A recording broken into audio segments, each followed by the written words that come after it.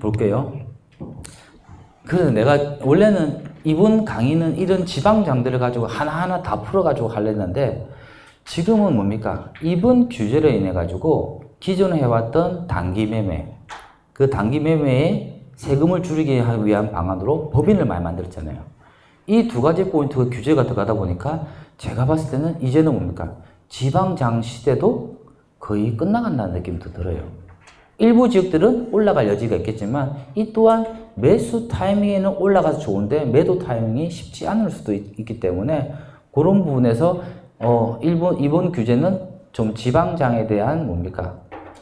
상승 부분을 꺾을 수 있는 그런 부분이 있을 수도 있을 것 같아요. 솔직히 지방 가보시면 아시겠지만 청주가도 그렇고 울산가도 그렇고 창원가도 그렇고 투자자들 모이는 데서는 너무 분위기 뜨거워요. 근데 그 현지인들 만나보시면 뭡니까? 아직까지 집에 대한 매수 의사가 많이 낮다는 걸 알 수 있거든요. 그래서 이번 규제에서 이런 부분인데 제가 왜 이걸 정리해드리면 전체적으로 지역적으로 말씀드리면서 투자할 수 있는 유형, 빨리 팔아야 되는 유형들을 말씀드리도록 할게요. 자, 보세요. 지금 부산 같은 경우는 제가 봤을 때는 비규제 지역이다 보니까 가격이 엄청나게 투자자들이 모이면서 가격이 올랐어요. 그리고 일본을 올랐던 친구들이 뭐냐면 입지가 좋았던 재개발과 재건축에 대한 관리처분 계획들이 올라온 게 아니고요. 이제 뭡니까? 사업이 중단되었다가 새로이 시작하려는 현장들이 많이 올랐어요. 그런 현장들이 어디입니까?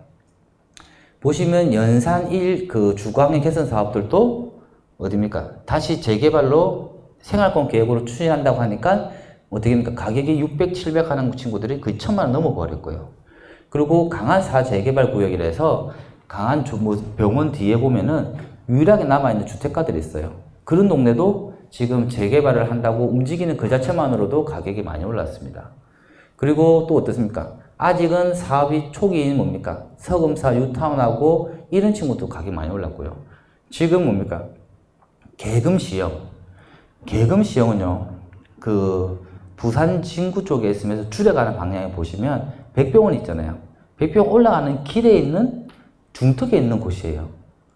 그 동네에 뭡니까? 사람들이 엄청나게 몰려가지고 뭐 계약금 100 배상부터 해서 엄청나게 시끄러운 곳이에요. 지금 서로 매도인이 팔았다가 다시 또 계약금 포기하고 포기하고 또 100 배상해 주는 경우 많이 생기는 곳인데, 자, 본질적으로 생각해 볼게요. 입지적으로 봤을 때요, 어떻습니까? 그렇게 우수한 지역이 아니에요. 자, 두 번째, 이번에 만약에 소규모 재건축이나 재건축을 한다 해도요, 상당 시간이 걸릴 것 같고요. 그리고 만약에 부산 진구는 투기 가열 지구로 지정될 사항은 아니겠지만 조정구역 이상 되게 되면 약간은 다운될 수가 있습니다. 왜 그러냐? 울산과 부산을 딱 비교해드리면요, 울산은요, 신축에 대한 공급이 아직까지 많이 부족한 상태예요. 근데 부산은 어떻습니까?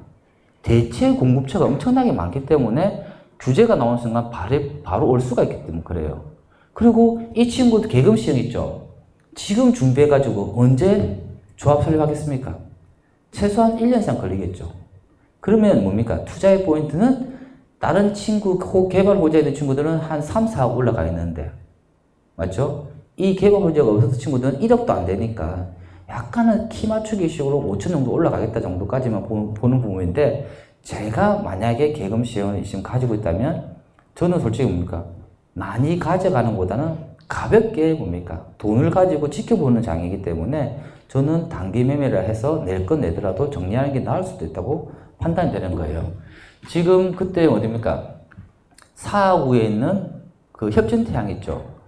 그게도 뭡니까? 지금 안전진단비를 돈 걷어가지고 재개발 해제하는 거 연장하는 동의서 받고 있거든요. 다른 데보다는 체계적으로 많이 받고 있어요. 그런데 그때 우리가 처음 얘기할 때는 한 9천만 원대에서 한 1억 약간 안 되는 상황이었는데 지금은 물건도 없이 한 2, 3천 올라간 상태인가 봐요. 근데 이거는 뭐냐면요, 제가 봤을 때는 그냥 투자자에 의해서 키 맞추게 하는 거예요. 자, 요게 한 가지 포인트 말씀드릴게요. 지금 제가 봤을 때는요, 무슨 장이든 가격이 싸고 호재만 있다면 사람들이 우르르 몰립니다. 지방은요. 그러면 기본 2, 3천 올라가요. 그러면 울산 남구 B-04구역도요, 제가 처음 듣기는 투자금이 5천, 7천 들어갔어요. 지금 얼마냐? 1억 2천까지 넘어서고 1억 5천까지 넘어섰잖아요. 자, 그럼 여러분들이 이런 초기에 들어가는 장들 있잖아요. 내가 지금 사면 비싸게 주고 하는 거 아닐까? 아니면 더 오를 수 있을 것 같은 생각하잖아요. 딱 제가 통계를 내보니까 어떠냐면요. 강력시 쪽, 강력시 위치 좋은 곳에는 초기 투자 비용이 한 7천만 원 들어간다 하잖아요. 초기에. 거기에서 플러스 5천만 원 이상 올라가게 되면 실투자 금액이 1억 2천 들어가지 않습니까? 그게 내가 봤을 때는 상한선이라 봐지는 거예요. 거기서 내가 봤을 때는 1억 3천, 1억 5천 달라 하면은 아하, 이거는 내가 사고 난 뒤에 1, 2천 오르다가 또 어떻게 됩니까? 보합세로 갈 수 있기 때문에 지금 강력시장에서는 초기에 들어갔던 초기 비용에서 5천만 원 올라가게 되면 어느 정도 목까지 찼다고 보시면 될 거예요. 그리고 지방장은 초기에 들어갔던 비용에 있어요. 전주 같은 경우죠. 전주. 세경 아파트는 3천에서 4천만 원 들어갔거든요. 4천만 원을 잡아서 지금 뭡니까? 한 3천만 원 정도 더 붙이면 한 7천만 원 정도 들어갔으면 어느 정도 목이 찼다라고 느끼시면 될 것 같아요. 그래서 그런 부분에서는 뭐가 있냐면 본질을 안 보고 우르르 들어갈 장에는 그런 식으로 들어가야 되거든요. 그런데 3천에서 5천 정도 올랐다가 싶으면 이제는 뭡니까? 1차 투자가 끝나고 2차 투자를 바라보는 거예요. 2차 투자는 뭡니까? 개발 호재가 반영이 안 되면 어떻게 됩니까? 가격 올랐다가 주춤해지고 또 떨어질 수 있습니다. 그래서 두 번째 들어갈 때는 뭡니까? 한 5천만, 3천 올랐으면 너무 빨리 들어가지 마시고 2차 투자에 대한 가능성, 즉 사업 추진이 될 수 있는지를 반드시 확인해 보시고 가시면 좋을 것 같아요. 협진태양도 마찬가지잖아요. 뭐 저도 사긴 샀지만은 협진태양도 마찬가지인 게 뭐냐면 이 상태에서 동의서 안전진단 신청한다고 돈 걷고 있죠. 내가 봤을 때는 남북통일 돈 받는 만큼 오래 걸릴 것 같아요. 그만큼 오래 걸리고 해제 동의서를 대한 연장 신청하는 거는 문제 없을 것 같고요. 이래서 안전진단 신청하고 나면 뭐 예비 안전진단부터 정밀 안전진단까지 들어가고 정비구역까지 들어가면 추진이 만들어진다면 한 1년에서 1년 반 걸릴 겁니다. 그러니까 지금 뭡니까? 한번 올랐기 때문에 더 이상 들어가는 거는 아닌 것 같아요. 아시겠죠? 그리고 지금 또 뜨는 데가 어딥니까? 망미는 뭐 다 떴고 개금 주공, 개금 주공도 많이 뜨고 있잖아요. 개금 주공 뒤에 설명해 드리겠지만 개금 주공 같은 경우도 예전에 개금 1차, 2차, 3차 했어요. 그게 이제 개금동도 있고 부암동도 있는데 1차, 2차, 3차가 지도상 보면은 서울의 접근성이 너무 좋아. 아니, 서울 서면 접근성이 너무 좋아요. 근데 부산 분들은 그쪽 동네의 주거지로서는 그렇게 선호하지 않지 않습니까? 근데 그 중들은 중층 재건축이거든요. 분명히 재건축 들어갈 가능성은 있겠지만은 추진 또한 쉽지는 않다는 거죠. 근데 사람들이 뭡니까? 키 맞추기 한다고 다들 우르르 몰리니까 바로 가격이 올라갔는데 이 또한 추진이 많이 되지 않는다면 손대시면은 조금 약간 위험할 수도 있습니다. 그래서 지금은 부산은 좀 그렇게 해서 좀 2차 규제에 대한 결과를 보시고 또다시 한 번 더 얘기를 하시면 좋을 것 같고요. 그리고 울산 같은 경우도 아시죠? 이번에는 남구 봉팔에서 시작해서 중구 공호공사까지 갔다가 지금 뭡니까? 울산 옥동 쪽에 머물러 있거든요. 그 중에서 뭡니까?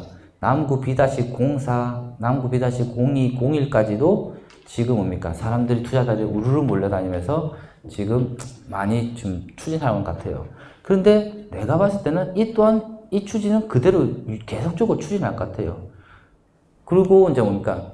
울산 남구 B-03에는 해제된 곳에다가 조금씩 뭡니까? 가로주택이나 이런 부분을 준비하고 있는데 아직까지는 가로주택에 대한 부분이 울산 부분은 아직 인식이 명확하지 않은 것 같아요. 그래서 약간 늦을 수가 있다는 부분 말씀드리고요. 그리고 창원, 오늘 뒤에 창원 말씀드리겠지만 창원 마찬가지도 뭡니까? 지금 구창원 쪽에는 재건축들이 많잖아요. 재건축이 많다 보니까 내가 봤을 때는 지금 재건축 쪽에서 4파1구역 아시죠? 뒤에 보면 말씀드렸는데 489역이라고 예전에 추진 안 된 것도 지금 뭡니까? 안전진단 신청한다고 동의서를 받고 있습니다. 지금 그래서 창원 쪽에서는 뭐 창원 쪽에 있는 재건축들은 분명히 또다시 한번 올라갈 여지가 있겠지만은 규제가 나온다면 이 또한 빨리 올 수도 있어요. 아시겠죠?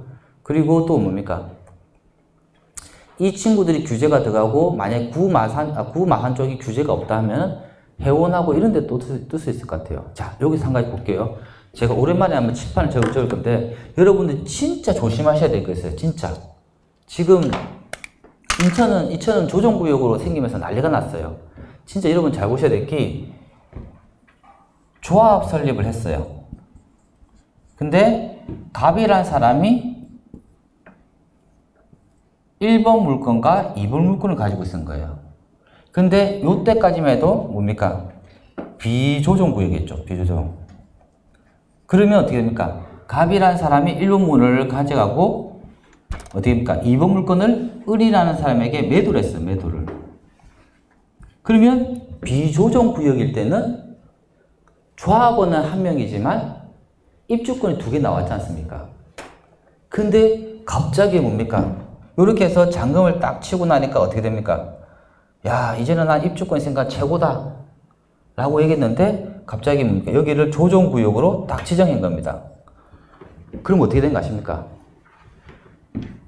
갑이라는 사람의 물건 있던 1번과 2번 있죠. 이게 조합원이 한 명이니까 입주권도 어떻게 됩니까? 한 개가 되는 거예요. 그러면 이 을산 사람은 어떻게 됩니까? 졸지에 현금청을 받게 생긴 거예요. 그래서 법에서 뭐라 나오고 있냐면 이 사람이 조합원이 한 명이고 입주권이 하나밖에 안 되니까 조정구역 이상이 된 경우에는 뭡니까?